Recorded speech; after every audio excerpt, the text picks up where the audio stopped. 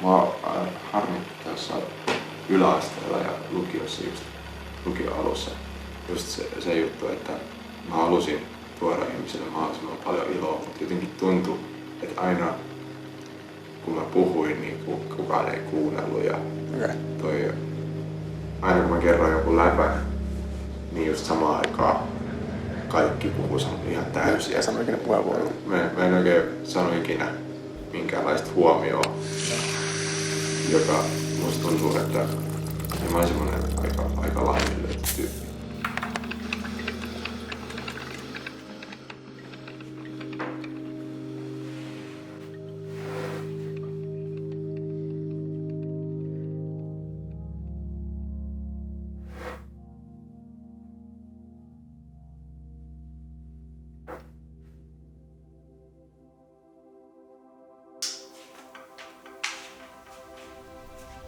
Moi! Mä oon Mike Beck, vuonna 1999 syntynyt poika Helsingistä, mut tunnetaan lähinnä mun YouTube-videoista, jota mä oon tehnyt mun kanavalle nimeltä Miklu. Mahtavaa päivää katsojat! Tänään on ihan huippupäivä sen takia, että mä tajusin, että meillä on ollut nyt 2 viikkoa lennikaapo ja mä en oikeesti pystyis vaihtamaan näitä 2 viikkoa yhtään mihinkään. Mä tykkään siitä ihan hirveästi. Ainoa ongelma on se, että se ei tykkää musta ollenkaan. Tässä videossa mä kerron lyhyesti mun tarinan, jota te voitte kuunnella samalla kun te katsotte näitä uskomattoman hienoja videoklippejä. Mä synnyin Lahdessa 21. päivä kesäkuuta 1999 nuorimmaksi 3 veljestä. Mä en onneksi kasvanut Lahdessa, ei millään pahalla lahtelaiset, ja me muutettiin heti Helsinkiin. Ja sitten alkoi mun jännittävä ala-aste-aika. Ja niin kuin mun äiti sanokin mulle, niin mä pärjäsin erittäin hyvin ala-asteelle. Mä sain mun luokan parhaimpia arvosanoja. Vaikka mä olin tosi innoissani siitä, että koulu alkoi ja mä vihdoin pääsin tekemään kaikki kokeita sun muita, mitä mun isoveljet oli aina tehnyt, niin ala-aste ei ollut kuitenkaan ihan mitä mä oletin. Siinä ala-asteella, missä mä olin, vaikutti ainakin siltä, että siinä oli tyyli Suomen eniten tappeluita ja kiusaamista. Joka päivä pystyi olettaa, että kun sä astut välitunnille, sä näet, että jotain vedetään oikein kunnolla turpaa. Se oli välillä ihan hirveetä. Mua ei kiusattu sen takia, että mulla oli isoveli samassa koulussa, joka periaatteessa oli mun turvana. Vaikka mua ei kiusattu koulussa mun isoveljien takia, niin kotona ne hoiti kiusaamisen sitten itse.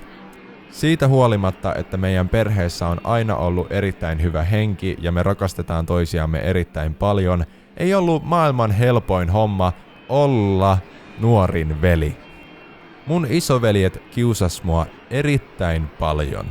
Ihmeellistä tässä on se, että musta tuntuu, että jos mä kysyisin mun veljiltä, että kiusasko ne mua paljon, niin ne vastais ei, koska ne ei kiinnittänyt niin paljon huomiota siihen, miten paljon se vaikutti muuhun. Ja niille se ei ollut niin iso asia, mitä se oli mulle. Ensin haukkumiset keskittyi mun isoon pyöreeseen päähän. Ne haukku mua pallopääksi, pallomasiksi ja niin edelleen. Jonka jälkeen kun mä vähän pyöristyin, niin ne siirtyi haukkumaan mun isoa mahaa. Tätä tapahtui monta kertaa päivässä. Mutta koska mä koin ja näin niin pienestä lähtien niin paljon sitä, miltä näyttää ja tuntuu, kun tuottaa toiselle pahan mielen, mä päätin jo silloin, että mä haluan olla semmonen ihminen, joka tuottaa muille hyvän mielen.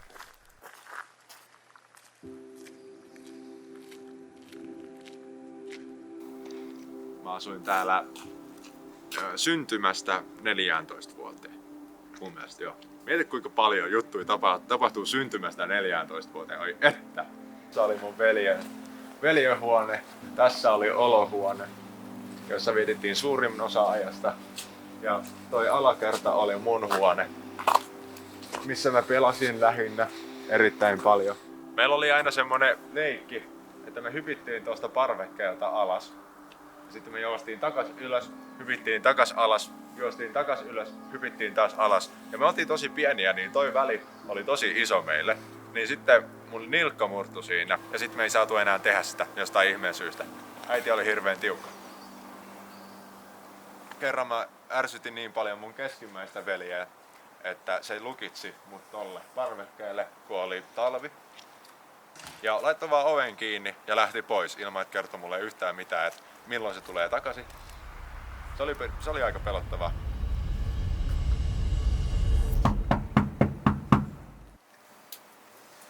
Saanko toi tulla käymään mahdollisesti? Saat tulla. Moi! Moi! Moi! Morjesta. Tää on mun lapsuuden koti, niin mä tulin katselemaan. Tää oli Ronin huone. Tää on pieni huone. Niin on. Onks tää näin pieni? Onks tää aina ollut näin pieni? Silloin se vaikutti niin sairaan isolta. Tää on siis toi... Mä kuvittelin tän ihan älyttömän eteisen hirveän leveänä ja korkeana ja kaikkea. Silloin mä olin niinku tähän asti kun mä... Se on niin. Siis tääkin oli niin, nämä portaat oli niin leveät silloin. Mä en pääse edes tästä enää. Mun sänky oli ennen niinku tässä. Ja sitten kun mua pelotti niin paljon nukkua pimeässä, niin silloin kun mä tulin tänne, niin mulla oli semmonen pitkä haravan varsi, semmonen tosi pitkä keppi, jolla mä sitten sieltä sängystä löin valot kiinni. Ja sitten mä suljin silmät ja menin peittoon tälleen, ettei mua pelottaisi niin paljon.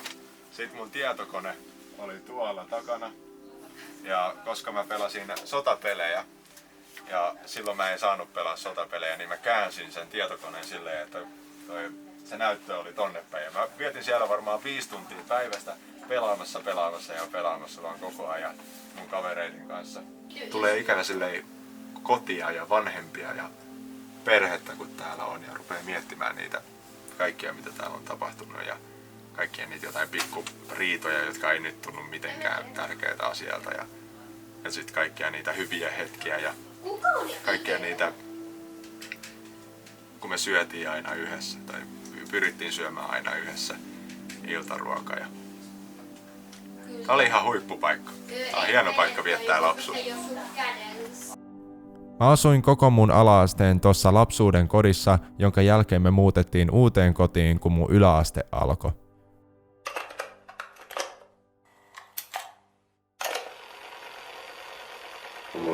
Mua yläasteella kiusattiin tai haukuttiin. Mun toi sukunimi on niinku Beck. Sitten se on B-Ä-C-K. Sitten se kirjoitetaan monessa B-A-C-K, joka on niinku Bask. Niin siitä jotkut sanoo, se sai sitten, että se on niinku paska. Ja sitten mua kysyttiin yhdessä vaiheessa, mikä paskaksi.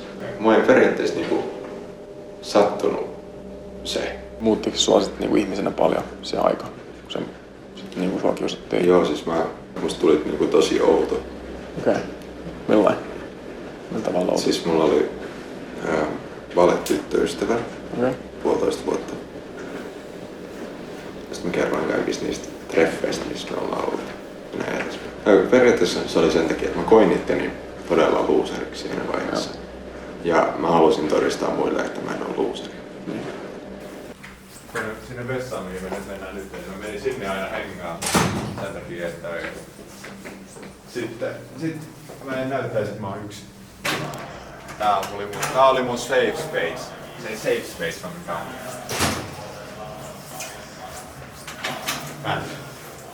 Se on nyt tänne vessapaperi. Koulujen vaihdos oli iso muutos, joka osittain johtui siitä, että mä menetin ala-asteen lopulla mun oikean käden etusormesta osan. Tällöin mä aloin syrjäytymään omiin oloihin enemmän, enkä jutellut kauheasti kenellekään. Musta tuli tosi outo poika, jolla ei hirveästi ollut kavereita. Mä myös lopetin yksitellen kaikki mun harrastukset ja rupesin pelaamaan koko ajan enemmän ja enemmän tietokoneella kotona. Mä olin surullinen, koska mä en ollut läheskään semmonen ihminen, jota mä halusin olla. Mä halusin, että muut naurais mun jutuille, ei mulle. Jääkaappi-magneetteja. Näytäks mä tässä itseltäni? Tää oli sitten kiusallista aikaa. 2009 alkaa, eli mä olin 10, eli 3., 4., 5. luokka tai sitten 4., 5., 6. luokka. Tässä mentiin yläasteelle 7. luokka. Mä veikkaan, että tää on 9. luokka ja tää on vaan toinen versio tosta. Kitaransoitus mä tykkäsin aina niin paljon, että se ei vaikuttanut käytännössä ollenkaan.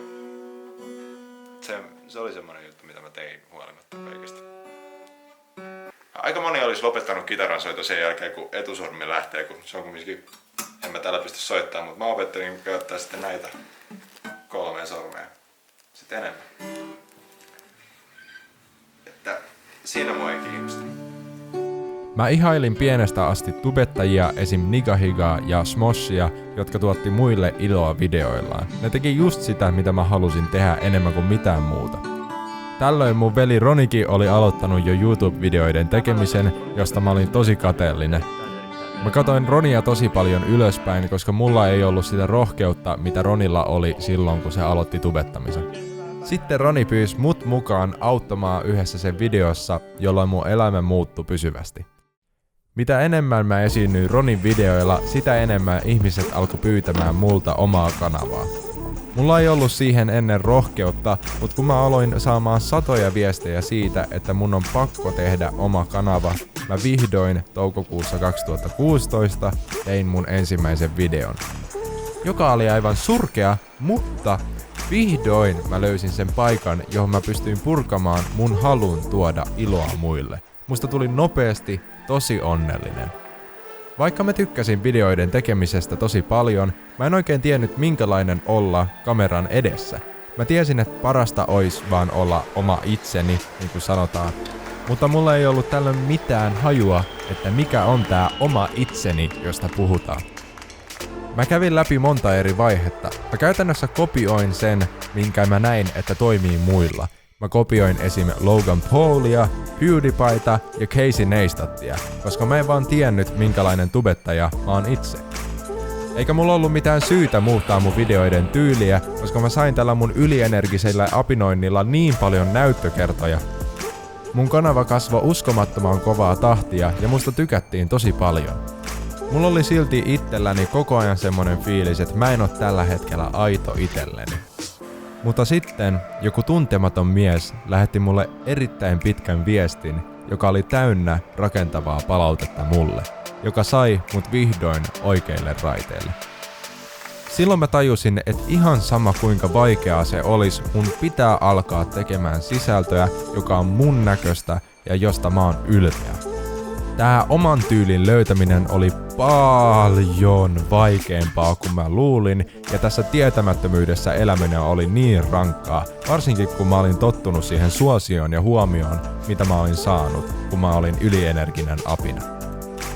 Sitten jostain syystä mä rupesin etsiä apua kirjoista, ja yhdessä kirjassa kannustettiin miettimään joka päivä sitä ihmistä, jota mä haluan olla. Joten mä rupesin tekemään niin, ja aamuin ja illoin mä 10 minuuttia mietin sitä ihmistä, jota mä haluan olla, ja panostin tosi paljon itteni kehittämiseen. Vähitellen mä löysin tyylin, jolla tehdä videoita, jossa mä oon oma itseni.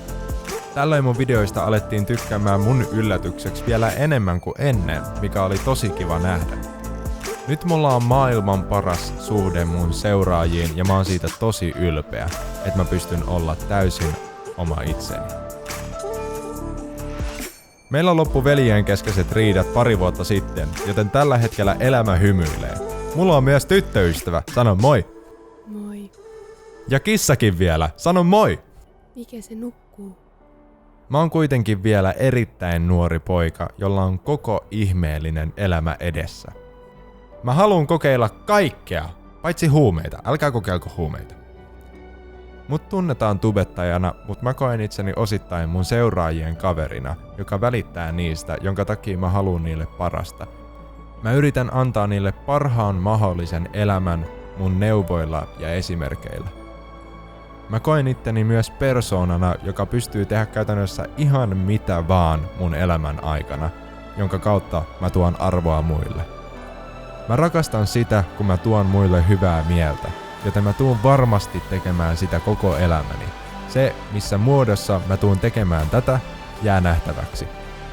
Jos tästä yhden asian mä haluaisin sun ottavan mukaan omaa elämääsi, se olisi se, että oo rehellinen itsellesi. Älä oo tekemättä jotain vaan sen takia, koska se ei ole normaalia. Rakenna itselle sellainen elämä, jota sä pystyt katsoa 80-vuotiaana takaspäin ja miettiä, että olipa hyvä elämä. Koska meidän kuolinvuoteella viimeinen asia, mitä me halutaan tuntea, on katumusta siitä, että ei elänyt täysillä.